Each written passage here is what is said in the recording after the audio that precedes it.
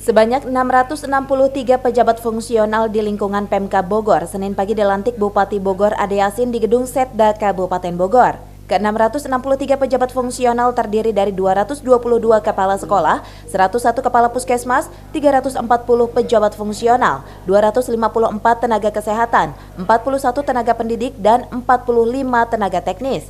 Bupati Bogor Ade Yasin mengatakan para pejabat fungsional yang dilantik diharapkan bisa memberikan pelayanan terbaik kepada masyarakat di masa pandemi. Bu, mengenai pelantikan, Bu? Ya, tadi saya melantik sekitar 663 tenaga fungsional, terdiri dari kepala sekolah 222 orang, kepala puskesmas 101 orang, pejabat fungsional 340 orang, yaitu tenaga kesehatan 254 orang, pendidik 41 orang, dan tenaga teknis 45 orang. Jadi jumlahnya 663.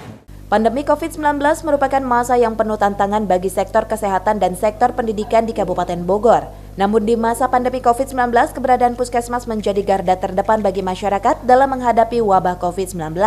Dari Cibinong, Kabupaten Bogor, Suhanda Abrizi melaporkan.